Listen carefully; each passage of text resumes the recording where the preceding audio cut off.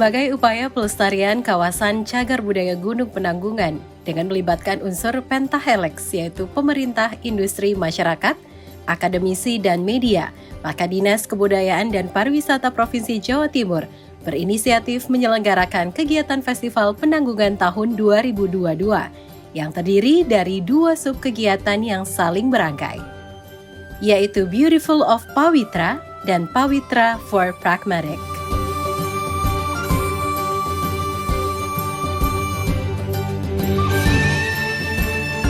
Dengan mengangkat tema Pawitra Pradaksinapata, Festival Penanggungan tahun 2022 ini terinspirasi dari adanya jalur kuno yang melingkari puncak Gunung Penanggungan.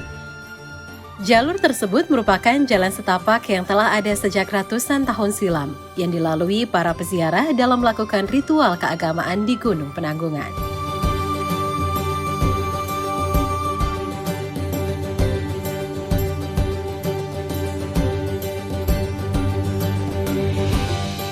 Pawitra Pradaksinapata secara etimologi berasal dari kata pawitra yang berarti gunung penanggungan, dan Pradaksinapata yang berarti berjalan melingkar searah jarum jam. Sehingga Pawitra Pradaksinapata memiliki arti berjalan mengelilingi jalur kuno Gunung Penanggungan searah jarum jam. Bertempat di Ubaya Training Center Trawas Mojokerto, Kampus 3 Ubaya di Trawas Mojokerto, kegiatan ini melibatkan berbagai elemen, diantaranya mahasiswa pecinta alam, komunitas pelestari cagar budaya, masyarakat sekitar, insan media, dan juga akademisi.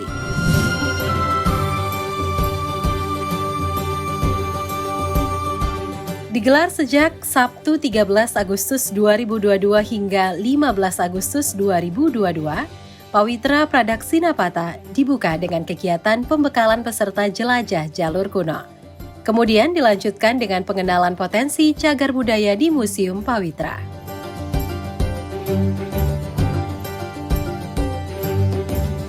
Hadi Sidomulyo, arkeolog berusia 71 tahun ini, berbagi pengetahuan mengenai hasil risetnya mengenai situs atau cagar budaya yang ada di Gunung Penanggungan. Pria kelahiran Inggris bernama asli Nigel Bullock ini telah melakukan penelitian di Penanggungan sejak 2012 dan masih berjalan hingga saat ini. Ya, jadi kebakaran pertama itu tahun 2015, 2 kali. Jadi mungkin saya tak pernah baca, mungkin pernah, tapi dalam sejarah 2 kali terbakar dalam 1 tahun dan sampai seluruh puncaknya terbakar. Justru karena itu banyak yang muncul yang benda-benda sisa-sisa peninggalan ini biasanya tidak pernah tampak.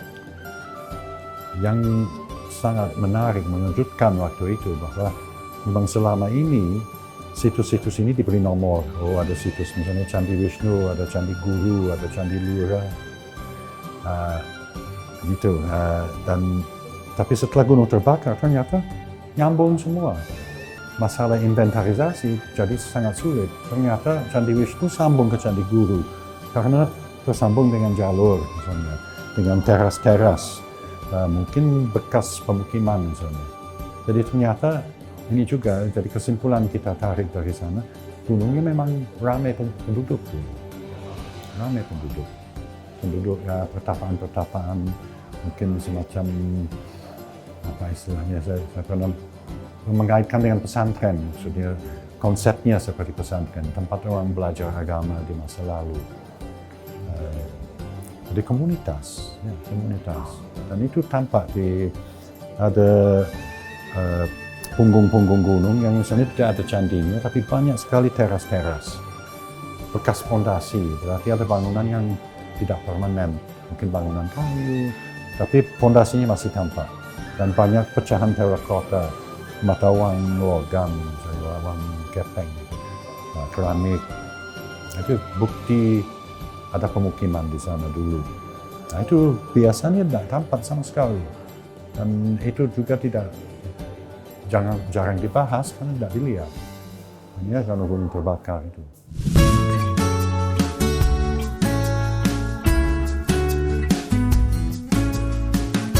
Materi kedua disampaikan oleh Dr. Andes Ismail Lutfi dengan topik kedudukan Gunung Penanggungan dalam sejarah peradaban era klasik di Jawa Timur. Pawitra menurut kacamata orang sekarang butuh teknologi maju, butuh track pendakian yang oke, butuh promosi yang jos gitu ya. Diskusi asik dan santai bersama dengan 75 mahasiswa dari berbagai daerah dan juga komunitas pelestarian cagar budaya ini tentunya memberikan pengetahuan baru mengenai perkembangan hasil riset yang masih terus berlangsung.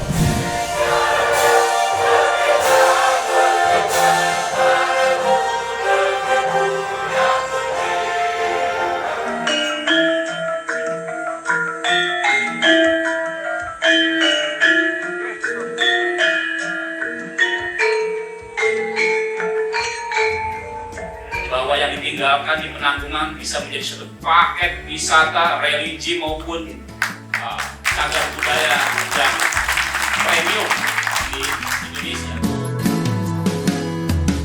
Opening seremoni Pawitra Pradaksina-Pata ini dihadiri oleh Sekda Provinsi Jawa Timur Adi Karyono, PLT Kepala Dinas Kebudayaan dan Pariwisata Jawa Timur Sinarto, serta sebagai tuan rumah Rektor Ubaya Dr. Insinyur Beni Lianto.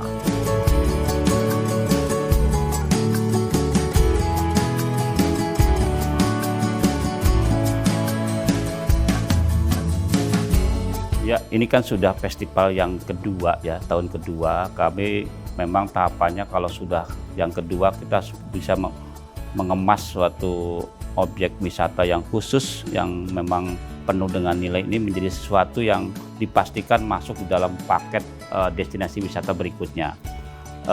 Dengan festival ini pemerintah provinsi ya dengan pemerintah kabupaten kota juga dari semua kalangan sudah kita memastikan untuk bisa bahwa ini bergerak ya dari etape hanya sebuah festival. Setelah kita penuh dengan nilai-nilai yang masuk semua, maka kita akan menjadikan paket wisata yang berikutnya untuk ya tujuannya adalah tidak lain pertama manfaat untuk masyarakat ya baik di sini maupun di Jawa Timur maupun masyarakat internasional, kemudian memperoleh nilai-nilai yang lain, terutama tentunya kesejahteraan masyarakat sekitar dan juga nilai ekonomi untuk pemerintah daerah maupun pusat seperti itu. Ya paling utama lah kita adalah lestari ya, segalanya lestari. Itu dimulai dari ya anak-anak, remaja dan masyarakat untuk bisa mementingkan bahwa lingkungan itu adalah sesuatu yang sangat penting untuk kehidupan kita. Dan pastilah ada yang bermanfaat untuk kehidupan dan kesejahteraan kita. Oleh karena itu, masing-masing pihak harus bisa menjaga, melestarikan, mengeksplor, dan juga bisa sampai kepada bermanfaat kepada khalayak.